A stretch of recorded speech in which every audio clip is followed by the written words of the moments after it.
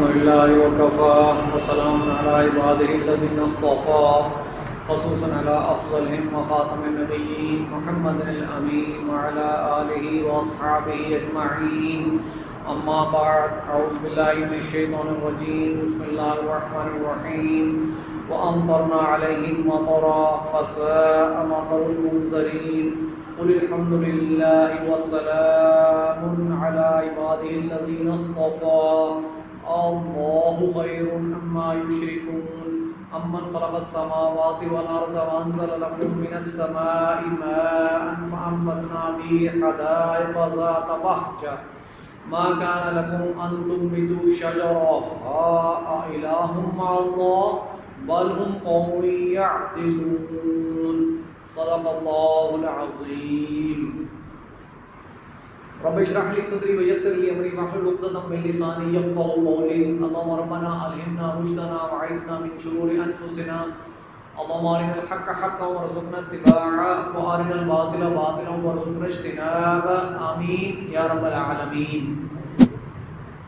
میرے محترم بھائیوں بزرگوں دوستوں، درس قرآن اور درس حدیث کے ضمن میں سورۃ نمل کی چند آیات تلاوت کی ہیں. اللہ تبارک و تعالیٰ سے دعا ہے کہ مجھے خود سمجھنے، آپ کو سمجھانے اور آپ کو سمجھنے کی توفیق عطا فرمائے.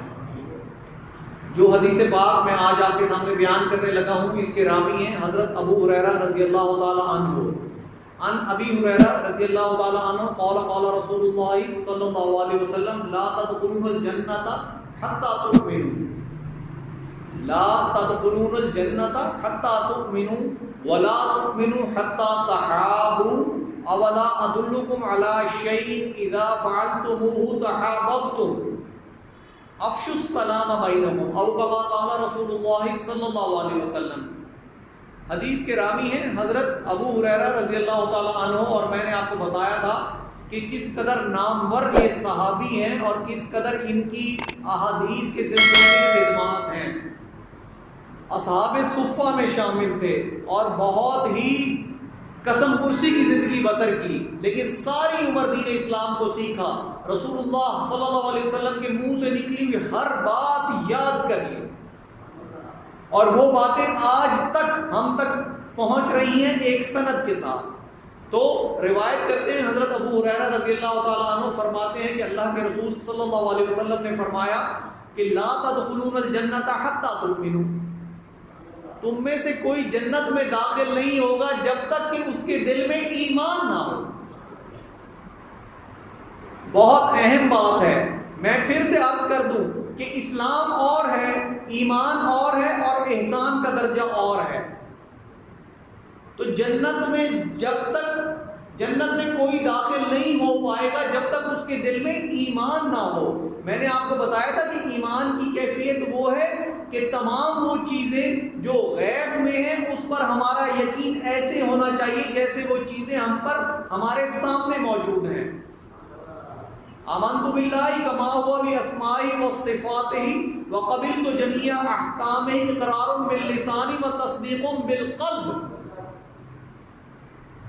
آپ نے یہ ایمان مجمل بچپن میں ہی یاد کیا تھا کہ میں اللہ پر ایمان لایا، اس کے تمام ناموں کے ساتھ، تمام صفات کے ساتھ، اور اس کے تمام احکامات میں نے دل سے تسلیم کیے اور زبان سے اقرار کر کے دل سے اس کی تصدیق کی. یہ ہے ایمان مجمل. تو اللہ کے رسول نے یہی فرمایا کہ تم میں سے کوئی جنت میں داخل نہیں ہوگا جب تک کہ اس کے اندر ایمان کی رمق موجود نہ ہو. اور میں نے آپ کو پہلی حدیث میں بتایا تھا کہ ایمان کیسے آتا ہے. ایمان کیسے آئے گا؟ لا یؤمن احدکم حتی یکون ہواہ تبعا لما جئت بہ. یہ اللہ کے رسول نے فرمایا کہ ایمان تم میں تب آئے گا جب تک تمہاری خواہش نفس میری لائی ہوئی ہدایت کے تابع ہو جائے. ایمان تب آئے گا جب خواہش نفس میری لائی ہوئی ہدایت کے تابع ہو جائے گی، تب ایمان تمہارے دلوں میں داخل ہوگا. پھر میں نے آپ کو اگلے دن میں بتایا تھا کہ ایمان کے افضل درجے کیا ہیں، کہ ان تحب للہ وتبغض للہ وتعمل لسانک فی ذکر اللہ، کہ تم جو محبت کرو وہ اللہ کے لیے کرو، اور جو کسی سے بغض اور کینہ رکھو اللہ کے لیے کرو، اور ہر وقت تمہاری زبان اللہ کے ذکر سے تر رہے. اور کیا بتایا تھا میں نے؟ ان تحبوا لنفسہ، کہ تم ان تحب للناس ما تحب لنفسک، کہ جو چیز اپنے لیے پسند کرو وہی چیز دوسروں کے لیے پسند کرو، وان تکرہ لہم ما تکرہ لنفسک، اور جو چیز اپنے لیے ناپسند کرو وہ دوسروں کے لیے ناپسند کرو۔ تو اب آپ دہرا لیں اپنے ذہن میں کہ پہلی بات تو یہ کہ ایمان تب داخل ہوگا دل میں جب خواہش نفس آپ کی تابع ہو جائے گی، کس کے؟ خدا کے، وہ ہدایت جو اللہ کے رسول لائے۔ میں آپ کو اب لے چلتا ہوں آج کی حدیث پاک پہ کہ اللہ کے رسول فرما رہے ہیں لا تدخلون الجنت حتی تؤمنوا، تم میں سے کوئی جنت میں داخل نہیں ہوگا جب تک اس کے دل میں ایمان کی رمق نہیں ہوگی۔ اب میں آپ کو دوبارہ واپس لے کے چل رہا ہوں پچھلے جمعوں پہ کہ ایمان کی رمق کیسے داخل ہوگی، کہ اللہ کے رسول نے فرما دیا کہ جب تک تمہاری خواہش نفس اس چیز کے تابع نہ ہو جائے جو میں لے کر آیا ہوں، حتیٰ یکون ہواہ تبعا لما جئت بہ۔ ایمان کا پہلا درجہ تو یہ ہوا کہ ایمان داخل دل میں تب ہوگا جب خواہش نفس اللہ کے رسول کی لائی ہوئی کتاب کے تابع ہو جائے۔ تو یہ پہلے درجے میں ایمان دل میں داخل ہوا۔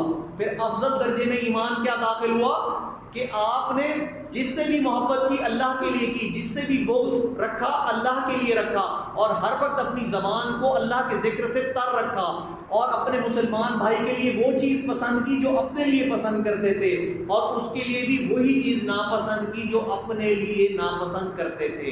تو یہ ایمان اب بڑھتا جا رہا ہے۔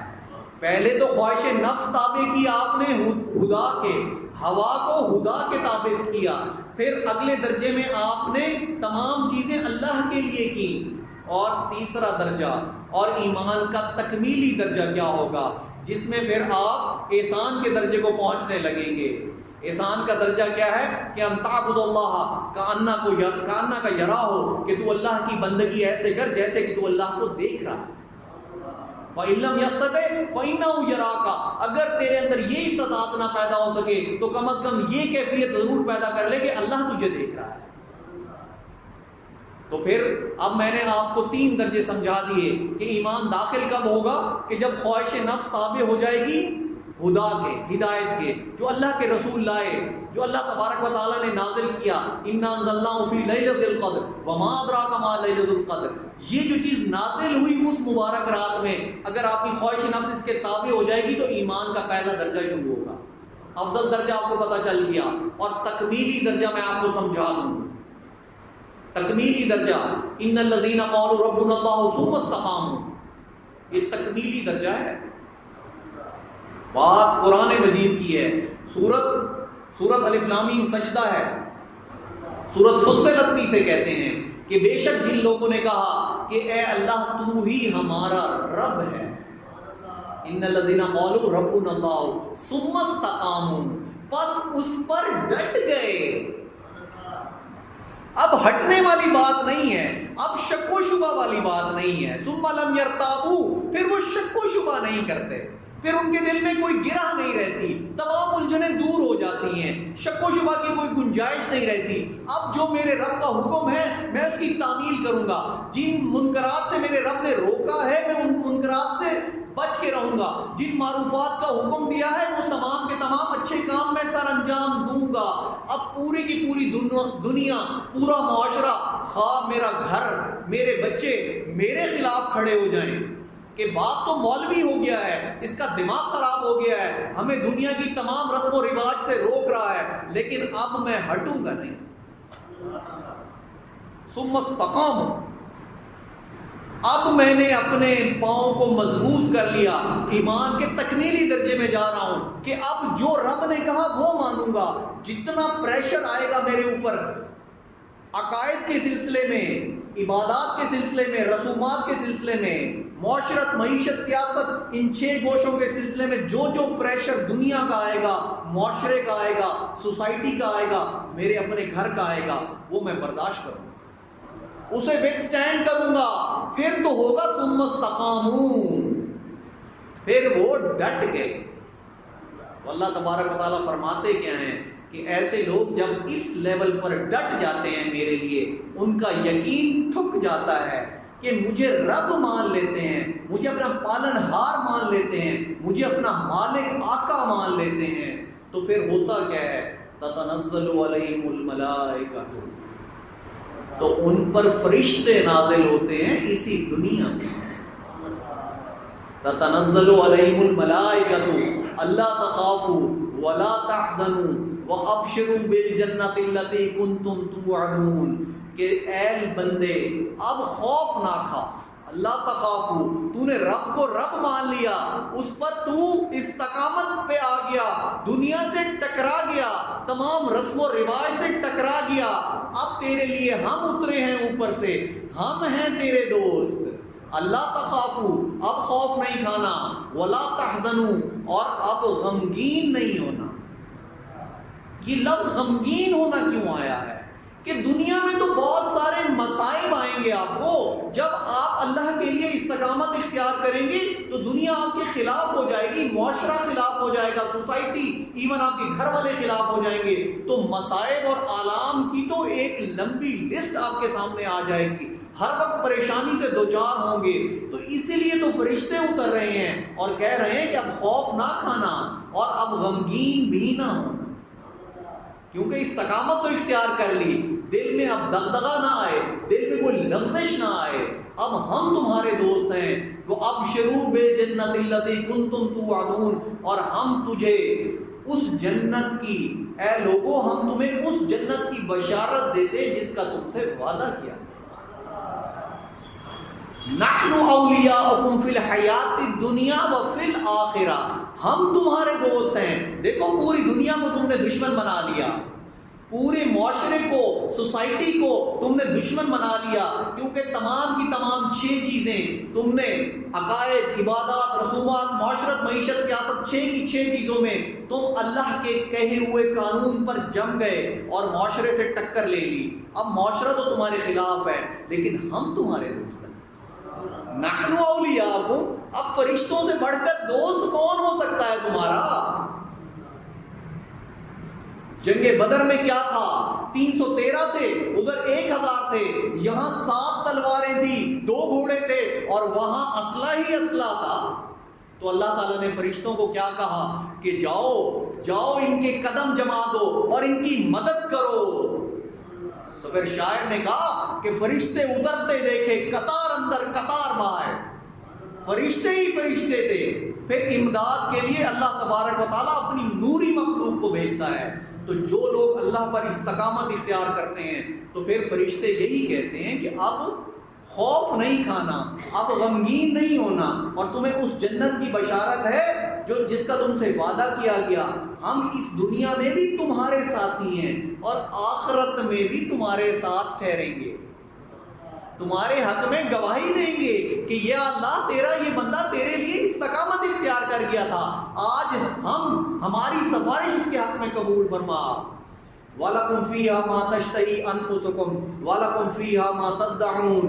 اور وہاں جو ہے جس جنت کا تم سے وعدہ کیا گیا وہاں ہے کیا؟ وَلَكُمْ فِيهَا مَا تَشْتَهِي أَنفُسُكُمْ.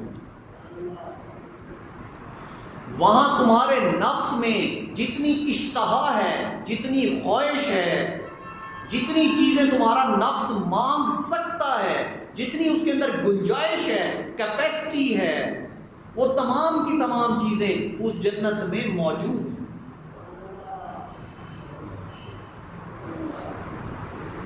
ظاہر بات ہے کہ اس رب کی ہم تخلیق ہیں، وہ رب جانتا ہے کہ ہمارے نفسوں میں کیا ہے. اللہ نے اس نفس کی قسم کھائی ہے، وَنَفْسٍ وَمَا سَوَّاهَا، کہ میں قسم کھاتا ہوں اس نفس کی، اور اس کی نفس جو میں نے درست کی میں اس کی قسم کھاتا ہوں. یہ نفس اتنی اہم چیز ہے، اس میں جتنی خواہشات ہیں، اس کی جتنی ڈیزائرز ہیں، جتنی اس کے اندر طلب ہے، وہ اللہ تبارک و تعالیٰ جانتے ہیں. وہ تمام کی تمام چیزیں پہلے سے ہی موجود ہوں گی. وَلَكُمْ فِيهَا مَا تَشْتَهِي أَنفُسُكُمْ وَلَكُمْ فِيهَا مَا تَدَّعُونَ. ہاں اب اس خواہشات کے علاوہ جو کچھ اور مانگنا چاہو گے وہ بھی دوں گا۔ وہ کیسے دوں گا؟ کیونکہ ہر بندے کی کیپیسٹی مانگنے کی الگ ہے، ہر بندے کی جینیٹکس الگ ہے، ہر بندے کی جو براٹ اپ ہے وہ الگ ہے، وہ ایک الگ ماحول معاشرے میں پیدا ہوا ہے۔ کسان جو ہے وہ زمین مانگے گا، جو تجارت والا ہے وہ بڑی تجارت اور گاڑیاں مانگے گا، سائنس ٹیکنالوجی والا سائنس ٹیکنالوجی مانگے گا۔ ہر کوئی ایک چیز تو نہیں مانگے گا نا، ہر شخص ایک ہی چیز میں تو راضی نہیں ہوتا۔ آپ کی خواہشات اور ہیں، میری خواہشات اور ہیں، آپ کی پرائورٹیز اور ہیں، میری پرائورٹیز اور ہیں، آپ کی ہابیز اور ہیں، میری ہابیز اور ہیں۔ تو پھر وہاں کیا ہوگا کہ جو کچھ اپنے منہ سے مانگو گے وہ بھی دے دیا جائے۔ قال اللہ عز وجل اعددت عبادی الصالحین ما لا عین رات ولا اذن سمعت ولا خطر علی قلب بشر۔ یہ حدیث پاک ہے، اللہ کے رسول فرماتے ہیں کہ اللہ تبارک و تعالیٰ نے فرمایا، قال اللہ عز وجل، کہ اللہ تبارک و تعالیٰ نے فرمایا کہ میں نے اپنے نیک بندوں کے لیے ایسی چیزیں بنا رکھی ہیں، ایسی عادت تو ایسی چیزیں اکٹھی کر رکھی ہیں کہ جسے کسی آنکھ نے دیکھا نہیں، کسی کان نے سنا نہیں، کسی دل پہ اس کا گمان تک نہیں گزرا۔ آج ہم کتنی اس دنیا میں جو کہ مختصر ہے، ہماری صحت ٹھیک نہیں رہتی، اوپر سے اس دنیا کی فیسلٹیز بہت مختصر ہیں، آج ہم اس پر اکتفا کیے بیٹھے ہیں اور اپنے رب کو ناراض کرتے ہیں۔ تو ہی ناداں چند کلیوں پر قناعت کر گیا، ورنہ گلشن میں علاج تنگی داماں بھی تھا۔ نادان تو ہم ہیں جو چند کلیوں پر قناعت کیے بیٹھے ہیں، اس دنیا پر قناعت کیے بیٹھے ہیں، جبکہ رب تو فرما رہا ہے وَلَكُمْ فِيهَا مَا تَشْتَهِي أَنفُسُكُمْ وَلَكُمْ فِيهَا مَا تَدَّعُونَ۔ اور آگے کیا کہا؟ نُزُلًا مِّنْ غَفُورٍ رَحِيمٍ۔ یہ تو تمہاری ابتدائی ضیافت ہوگی،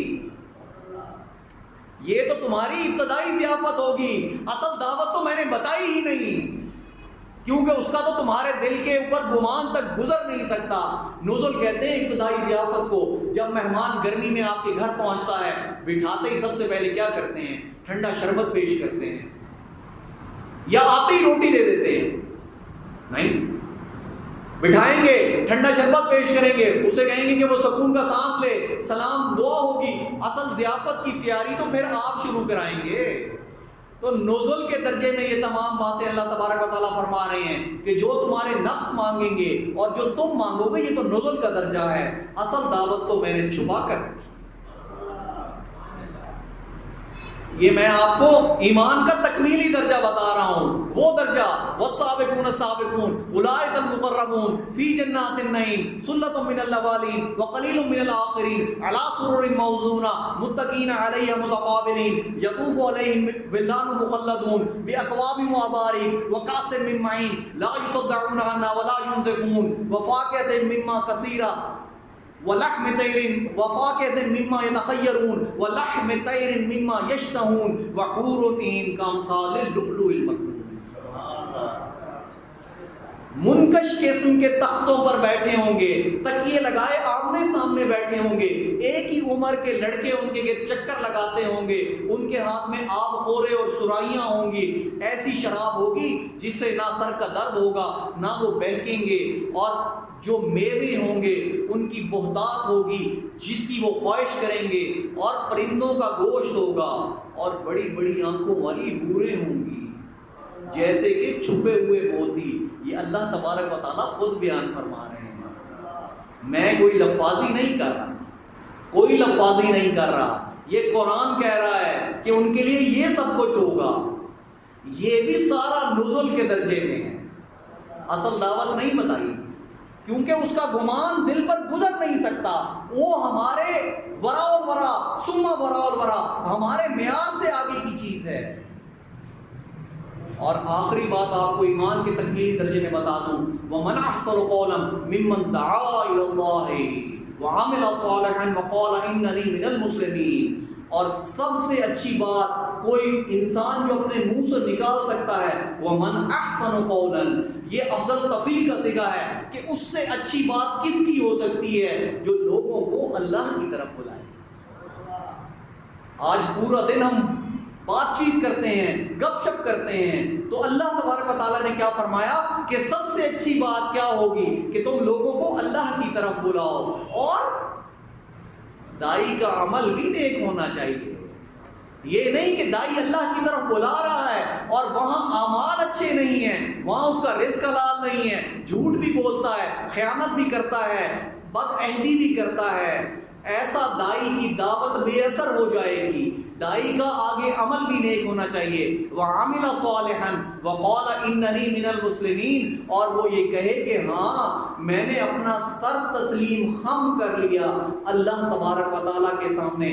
انی وجہت وجہی للہ فطر السماوات والارض حنیفہ، یہ حضرت ابراہیم علیہ السلام نے کہا کہ میں نے تو اپنا چہرہ اللہ تبارک و تعالیٰ کی طرف کر لیا ہے۔ انی وجہت وجہی للہ فطر السماوات والارض حنیفہ وما انا من المشرکین، میں نے تو اپنا چہرہ سیدھا اللہ کی طرف کر لیا۔ تو یہ سب سے اچھی بات جو دائی کرے گا وہ اللہ کی طرف بلانا ہے، اللہ کی طرف لوگوں کو بلاؤ۔ یہ ایمان کے تکمیلی درجے کی بات ہو رہی ہے کہ سب سے اچھی بات ہے لوگوں کو اللہ کی طرف بلاؤ، اور وہ دائی جو ہے اس کا اپنا عمل بھی نیک ہونا چاہیے، اور وہ یہ ساتھ کہتا بھی ہو کہ میں نے اپنا سر تسلیم خم کر دیا۔ تو یہ میں نے صرف آپ کو ایمان کی چند جزیات بتائیں۔ اب اس حدیث پاک کو مکمل کر دیتا ہوں کہ اللہ کے رسول فرما بات کہاں سے شروع ہوئی تھی؟ لا تدخلون الجنت حتی تؤمنوا، کہ تم میں سے کوئی جنت میں داخل نہیں ہوگا جب تک کہ اس کے دل میں ایمان نہ ہو۔ حتی تؤمنوا ولا تؤمنوا حتی تحابوا، اب بڑی اہم بات سن لینا کہ اللہ کے رسول فرما رہے ہیں کہ ایمان تب تک تم میں پیدا نہیں ہوگا جب تک کہ تم لوگ آپس میں محبت کرنے نہ لگو گے، ایک دوسرے سے منہ پھیر کر رہتے ہو، ایک دوسرے سے الیک سلیک نہیں کرتے، ایک دوسرے کی دعوت نہیں کرتے، ایک دوسرے کو تحفے تحائف نہیں بھیجتے، ایک دوسرے کے غم میں شریک نہیں ہوتے۔ اگر تمہارے اندر یہ کیفیت ہے تو پھر ایمان تمہارے اندر نہیں رہا۔ یہ اللہ کے رسول فرما رہے ہیں وَلَا تُؤْمِنُوا حَتَّى تَحَابُوا، کہ ایمان تب تک تمہارے دل میں داخل نہیں ہوگا جب تک تمہارے دل کے اندر آپس میں باہمی محبت اور الفت پیدا نہ ہو جائے۔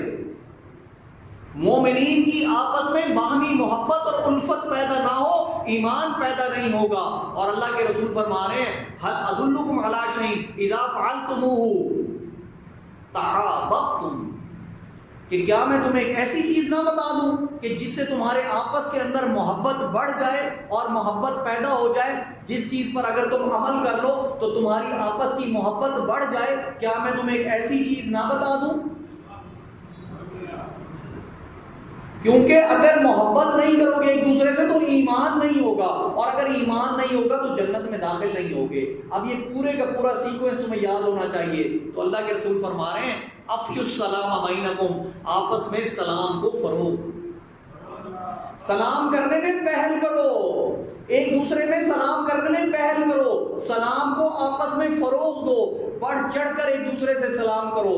سلام کا کیا مطلب ہے؟ السلام علیکم، تم پر سلامتی ہو، اس کا مطلب کبھی آپ نے سوچا کہ ہم جو ایک دوسرے کو سلام کرتے ہیں اس کا مطلب کیا ہے؟ سلامتی کا مطلب کیا ہے؟ اس کا مطلب یہ ہے کہ اے شخص، تیری جان، تیرا مال، تیری عزت میرے سے محفوظ ہے۔ میں نے یہ تیرے سامنے عہد کر دیا کہ تیرا جان، تیری مال، تیری عزت آج سے میرے سے محفوظ ہے جب میں نے کسی کو سلام کیا، کہ تو سلامتی میں ہے میرے سے، تیری جان بھی سلامتی میں، تیرا مال بھی سلامتی میں، تیری عزت بھی سلامتی میں، آج سے تو میری امان میں ہے، تو میری سلامتی میں ہے۔ یہ سلام کا مقصد ہے۔ ہر چیز کو جب سمجھو گے تو سمجھ آئے گی نا، تب پتہ چلے گا کہ سلام کرنے کا ایک دوسرے سے محبت کیسے پیدا ہوگی۔ جب ہم سلام کریں گے تو محبت کیسے پیدا ہوگی؟ اس لیے پیدا ہوگی کہ دوسرے کو آپ اپنی امان میں لے رہے ہو، اپنی سلامتی میں لے رہے ہو، کہ اس کی تمام تینوں چیزیں تم سے محفوظ ہیں، تم ان کی طرف نظر بھی نہیں اٹھاؤ گے۔ اور جب ایک دوسرے سے سلام کا رواج بڑھا دو گے، سلام بڑھاؤ گے، سلامتی میں لوگوں کو لاؤ گے، لوگ اب اللہ کے رسول کی حدیث ہے کہ تم میں سے مومن وہ ہے من سلم المسلمون بیدہ و لسانہ، کہ جس سے دوسرے مسلمان اس کی زبان اور ہاتھ سے محفوظ رہیں۔ یہ بھی اللہ تبارک و تعالیٰ، اللہ کے رسول کی حدیث ہے کہ سلام کا مطلب بھی یہی ہے کہ تمہارے ہاتھ سے بھی اگلا بندہ محفوظ، تمہاری زبان سے بھی اگلا بندہ محفوظ۔ تو سلام کو بہت اہم جانو، سلام کا مطلب پہچانو، جب مطلب پہچانو پھر اس سلام کو رواج دو، ایک دوسرے سے محبتیں بڑھاؤ، کیونکہ محبت بڑھائے بغیر ایمان دل میں داخل نہیں ہوگا، اور ایمان داخل نہیں ہوگا تو تم جنت میں داخل نہیں ہوگے۔ یہ ساری حدیث پاک کا خلاصہ تھا جو میں نے آپ کے سامنے بیان کیا کہ ایمان کے درجات کیا تھے، ایمان کا تکمیلی درجہ کیا تھا، ایمان کے تکمیلی درجہ پر آپ کو ملے گا کیا کیا، اور ایک دوسرے سے محبت کرنا، اور ایک دوسرے کے سے سلام کرنا، اور سلام کے رواج کو عام کرنا، سلام میں پہل کرنا، اس کا آپ کو فائدہ کیا ہوگا؟ فائدہ جنت ملے گی، اللہ تبارک و تعالیٰ کا دیدار ملے گا، رب کی محبت ملے گی، اللہ کے رسول صلی اللہ علیہ وسلم کا قرب ملے گا۔ آج جسے ہم بہت چھوٹی بات سمجھتے ہیں وہ آپ کے لیے کل کو نجات کا باعث بن سکتی ہے، نجات کا باعث بن سکتی ہے۔ کچھ آیات سورۃ نمل کی آج آپ کے سامنے تلاوت کروں گا، کیونکہ حدیث پاک یہیں ختم ہوتی ہے۔ تو پچھلی دفعہ واقعہ چل رہا تھا قوم لوط کا، اور ان کے جرم کی پاداش میں اللہ تبارک و تعالیٰ نے انہیں سزا دی، ان پر عذاب نازل ہوا، اور اللہ تبارک و تعالیٰ فرما رہے ہیں وَأَمْطَرْنَا عَلَيْهِمْ مَطَرًا، اور ہم نے ان پر برسائی ایک بارش۔ وَأَمْطَرْنَا عَلَيْهِمْ مَطَرًا، ہم نے ان پر برسائی ایک بارش۔ فَسَاءَ مَطَرُ الْمُنذِرِينَ، تو کیا ہی بری بارش تھی ان لوگوں پر جنہیں پہلے خبردار کر دیا گیا تھا۔ یہ کنکروں کی بارش تھی، یہ کنکروں کی بارش تھی، یہ عام بارش نہیں تھی، یہ پتھروں کی بارش تھی، یہ کنکروں کی بارش تھی، اور وہ کنکر بھی نشان زدہ تھے۔ مصومتاً، ایک اور جگہ پہ آیا ہے کہ ہر کنکر نشان زدہ تھا کہ اس کنکر نے فلاں شخص کو فلاں جگہ پر ہٹ کرنا۔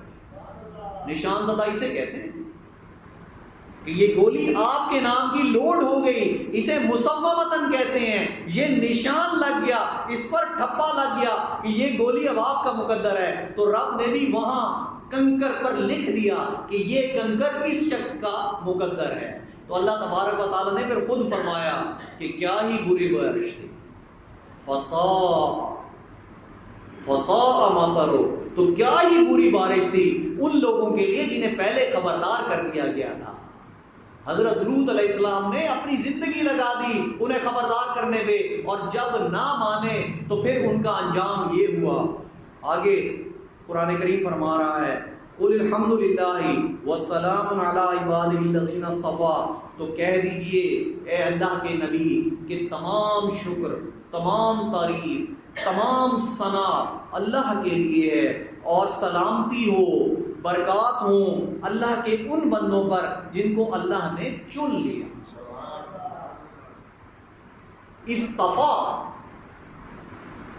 استفا کہتے ہیں پوری کمیونٹی میں چنا ہوا لوگ، چنے ہوئے لوگ، پوری دنیا میں، پوری کائنات میں جو ہیرے چن لیے جاتے ہیں، جو ایک ایک شخص ہیرا چن لیا جاتا ہے، اسے استفا کہتے ہیں۔ استفا، چن لیا گیا، یہ ٹاپ پیپل ہیں، ان سے بڑھ کر اور کوئی ہو نہیں سکتا۔ تو 1,24,000 پیغمبر اللہ نے کیا کیے؟ چن لیے، انہیں کہتے ہیں استفا۔ تو یہ ہیں وہ لوگ جنہیں اللہ نے چن لیا، اور محمد مصطفیٰ بھی ہیں اور محمد مجتبیٰ بھی ہیں۔ کبھی آپ کو بتاؤں گا کہ استفا کیا ہے اور اجتبا کیا ہے، ان دونوں میں فرق کیا ہے، کیونکہ محمد مصطفیٰ بھی ہیں، محمد مجتبیٰ بھی ہیں۔ تو اللہ تبارک و تعالیٰ فرماتے ہیں کہ سلامتی ہو اللہ تبارک و تعالیٰ کے ان بندوں پر جن کو اللہ نے چن لیا۔ اب آگے سوالیہ سا انداز ہے، اللہ خیر، کیا اللہ بہتر ہے اما یشرکون، ان تمام چیزوں سے جنہیں یہ اللہ کا شریک ٹھہراتے ہیں۔ یہ سوالیہ نشان ہے، سرچنگ کوسچن ہے کہ اللہ تبارک و تعالیٰ فرما رہے ہیں بتاؤ کیا اللہ بہتر ہے یا وہ معبود بہتر ہے جنہیں انہوں نے شریک ٹھہرا لیا؟ بتاؤ کون بہتر ہے؟ اللہ سے بہتر بھی کوئی ہو سکتا ہے؟ اللہ تبارک و تعالیٰ آگے فرماتے ہیں امن خلق السماوات والارض وانزل لكم من السماء ماء، کون ہے جس نے آسمانوں کی تخلیق کی، آسمانوں کی تخلیق کی، والارض اور زمین کی تخلیق کی، وانزل لكم من السماء اور تمہارے لیے اتارا آسمان سے پانی، فانبتنا به اور اسی کے ذریعے اگائے، حدائق ذات بہجہ پر رونق قسم کے باغات، ما کان لکم تم میں کسی کی استطاعت نہیں تھی، ان تنبتوا شجرہا کہ تم ایسے درخت اگا سکو، الہ مع اللہ، کیا اللہ کے سوا کوئی اور معبود بھی ہے جو کہ یہ آسمانوں کو تخلیق کر سکے، زمین بنا سکے، اس میں پر رونق اور پر فضا باغات اگا سکے، طرح طرح کے پودے ہوں، طرح طرح کے پھول ہوں، طرح طرح کے پھل ہوں؟ کیا کوئی اور بھی ہے جو یہ کر سکتا ہے؟ یہ بھی سوالیہ نشان ہے، سرچنگ کوسچن ہے، الہ مع اللہ، کیا اللہ کے سوا کوئی معبود ہو سکتا ہے؟ بل ہم قوم یعدلون، بلکہ تم تو وہ قوم ہو جو انحراف کر رہی ہے۔ انحراف کس چیز سے کر رہی ہے؟ حقیقت سے انحراف کر رہی ہے، اصل حقیقت کو پہچان نہیں رہی۔ وقت ختم ہو چکا ہے، میری اللہ تبارک و تعالیٰ سے دعا ہے کہ آج جمعۃ الوداع ہے، اللہ تبارک و تعالیٰ اس جمعے کی برکت سے سب سے پہلے مجھے معاف فرمائے، میں معافی کا طلبگار ہوں۔ روزوں میں جو کوتاہیاں ہوئیں، نمازوں میں جو کوتاہیاں ہوئیں، ہم نہ روزوں کا حق ادا کر سکے نہ نمازوں کا حق ادا کر سکے، اور یہ رمضان ہم سے رخصت ہوا چاہتا ہے۔ اے اللہ تبارک و تعالیٰ ہمیں معاف فرما دے، ہم کمزور ہیں، تو جانتا ہے، تو طاقتور ہے، ہم کمزور ہیں، ہم نے اس کمزوری میں جو کچھ کر سکے وہ کافی نہ تھا، یا اللہ وہ تیرے شایان شان نہ تھا، وہ کچھ نہ کر سکے، ہم کو معاف فرما دے، اور ہم کو ایسے بہت سارے رمضان نصیب فرما جو کہ ہماری مغفرت کا باعث بن جائیں۔ آپ لوگوں سے یہی درخواست ہے کہ یہ 20 سے 25 منٹ کا صرف درس ہوتا ہے، جس میں ایک حدیث پاک اور قرآن کا کچھ حصہ بیان کیا جاتا ہے، تو وقت پر تشریف لایا کریں، تاکہ قرآن جو ہے یہ روح کی غذا ہے۔ جب تک روح کو غذا نہیں دو گے تو اس مادی وجود میں تڑپ کر مر جائے گی، اور اگر روح مر گئی تو پھر اس جسم کی کوئی حقت نہیں، کوئی اوقات نہیں، پھر یہ مٹی ہے، اس مٹی کے ساتھ مل جائے گا، اس کی اللہ کی نظر میں کوئی حقت اور کوئی اوقات نہیں ہوگی۔ تو اللہ تبارک و تعالیٰ سے دعا ہے کہ مجھے خود عمل کرنے اور آپ کو اس پر عمل کرنے کی توفیق عطا فرمائے۔ وآخر دعوانا ان الحمد للہ رب العالمین۔